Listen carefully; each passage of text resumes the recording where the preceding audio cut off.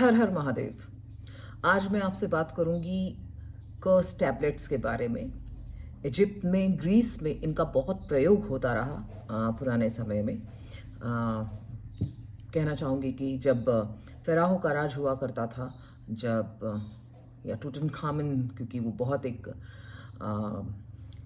Famous वहाँ का राजा था, तो उस समय पर टोम्ब में से भी और कुछ खुदाई के दौरान कुछ ऐसे कर्स टैबलेट्स मिले हैं।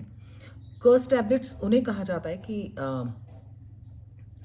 किसी विशेष प्रकार के कागज, पत्र, मेटल का हो या नेचुरल कुछ हो, उसके ऊपर लिख करके और उसे कील के द्वारा, कील की सहायता से या तो किसी टोम्ब में डाल दिया जाता था, गाड़ दिया जाता था, किसी पेड़ में गाड़ दिया जाता था, नदी में बहा दिया जाता था, जमीन में गाड़ दिया जाता था, या किसी गुफा में छोड़ दिया जाता था। इसकी भाषा भी बिल्कुल अलग हुआ करती थी। उस समय पर लेड का प्रयोग होता था। लेड जो है वो शनि से जुड़ी हुई धातु है, शनि से जुड़ा हुआ है और बहुत मोल्डेबल होता है, बहुत सॉफ्ट होता है ये धातु ऐसे तो, लेकिन इसकी कंसिस्टेंसी बहुत लंबी होती है।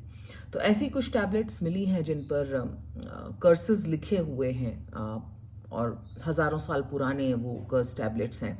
तो ये साबित करता है कि तंत्र का प्रयोग किसी भी समय, काल और देश में हमेशा से होता आया है। हमारे यहाँ पर तंत्र का, मैं जैसे कि पहले भी हमेशा ही इस बारे में बात कर चुके हैं हम पहले भी, कि भगवान शिव के द्वारा सती को तंत्र दिया गया। और जितना हम बाहर देखते हैं ये सब तंत्र है, और जो हमारे अंदर की यात्रा है वो अध्यात्म है, सूक्ष्म यात्रा है। स्थूल जितना भी देखता है हमें, वो सब तंत्र का हिस्सा है जो हम क्रिएट कर देते हैं सूक्ष्म से, यानी कि हमारे थॉट्स की पावर को जब हम एक शेप में ले आते हैं, फॉर्म में ले आते हैं। That is another kind of alchemy which is a part of tantra only. तो मैं आपको जैसे मैं प्रयोग करती हूँ, not for the curse tablets but prayers, blessing also, this copper plate. मैं इसको जितना मुझे आवश्यकता होती है, मैं ये रोल है पूरा, पर मैं जितनी आवश्यकता होती है उतना काट लेती हूँ। अब मैं आपको कर्स टैबलेट का एक तरीका दिखाती हूँ। मतलब उसमें डिपेंड करता है कि आप किस लिए कर रहे हैं, क्यों कर रहे हैं, क्यों किया जाता था। बहुत सारी डिटेल्स होती हैं, एक अलग लैंग्वेज होती है। फिर उसको इस तरह से फोल्ड कर दिया जाता था, जैसे कि मैं आपको ये दिखाती हूँ करके। इसको ये सॉफ्ट है, ये भी, ये कॉपर जो है ये भी सॉफ्ट है। तो जैसे इसको इस तरह से मैंने फोल्ड कर दिया। अब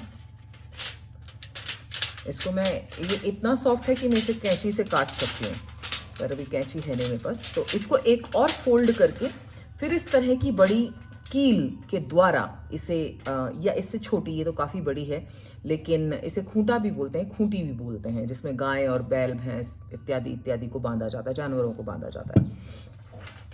तो हमारे यहाँ पर शमशान में इसे गाड़ दिया जाता है। खूंटा गाड़ना मतलब कि शमशान में अगर गाड़ दिया जाए तो वो कहते हैं कि वो बहुत ज़्यादा जो है इंटेंस होता है, उसकी पावर बहुत इंटेंस होती है, बशर्ते कि आपको सही मंत्र मालूम हो, उसकी सही प्रक्रिया मालूम हो, उसका मेथड मालूम हो, जो किसी गुरु के निर्देश में और उनकी आज्ञा से ही आप सीख सकते हैं। नहीं तो कई बार नहीं, ये ऐसा ही होता है कि आप कुछ गलत कर लेते हैं, देख करके, कॉपी करके या कुछ कर लेते हैं, और उसके बाद उसके प्रभाव आप ही के ऊपर पड़ जाते हैं। तो ये इस तरह से उसको एक और फोल्ड करके फिर उसके बाद इस तरह की कील से उसको उससे पियर्स किया जाता था, और उसके बाद में जो है फिर उसे उसके अमुक जगह, जहां जिस प्रकार का वो बनाया गया है, जिस मेथड को यूज करके बनाया गया है, जिस कार्य के लिए बनाया गया है, जिस इंटेंट से बनाया गया है, उससे रिलेटेड जगह पर उसे जा करके छोड़ दिया जाता था, गाड़ दिया जाता था या नेल कर दिया जाता था। डिपेंड करता है कि वो उसका प्रोसेस क्या रहा है। तो इस तरह से कर्स टैबलेट्स बनती रहीं, और इनके अपने प्रभाव रहे। और अब ये खुदाई के दौरान इस तरह के बहुत सारी चीज़ें जो हैं बाहर आ रही हैं। हमारे यहाँ पर भी एक ट्रायंगल निकला है एक खुदाई में, और श्री यंत्र निकले हैं। और श्री यंत्र विदेश में भी जो है बहुत बड़े एक नदी के एरिया में बहुत बड़े हेक्टेयर में उस वो नेचुरल श्री यंत्र वहाँ पर बना हुआ मिला है। तो इस तरह से हमारे यहाँ पर जिन्हें यंत्र हम कहते हैं, कुछ जैसे वूडू सिस्टम में इसे वेवे कहा जाता है, किसी इसमें मंडला कहा जाता है, सबके अपने अपने प्रकार हैं। उसे नाम आप कुछ भी दें, लेकिन उनका एक प्रयोग होता है। कर्स टैबलेट्स जो हैं लिखी जाती हैं, लेकिन उसकी लैंग्वेज बिल्कुल अलग है।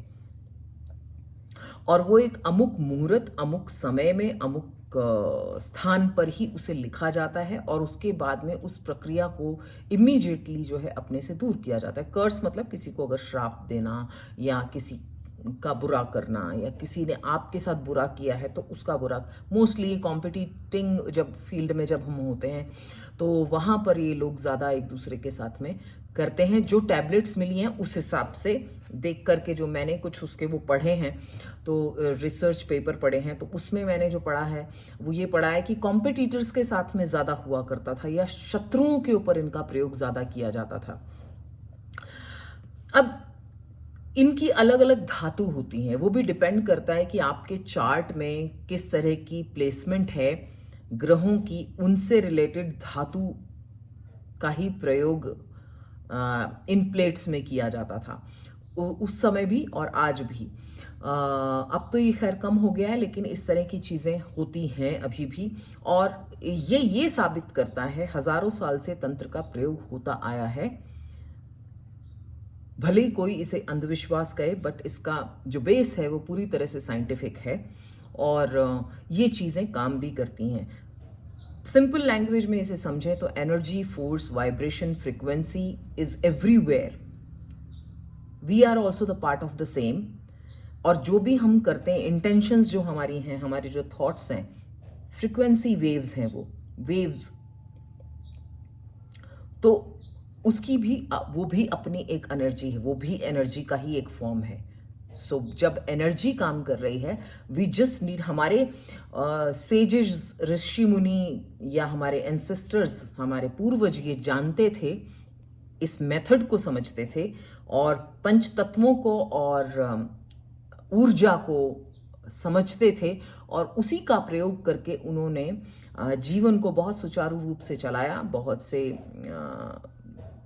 राजाओं को मदद की, बहुत से राजाओं को बनाया, बहुत से शत्रुओं का नाश भी किया।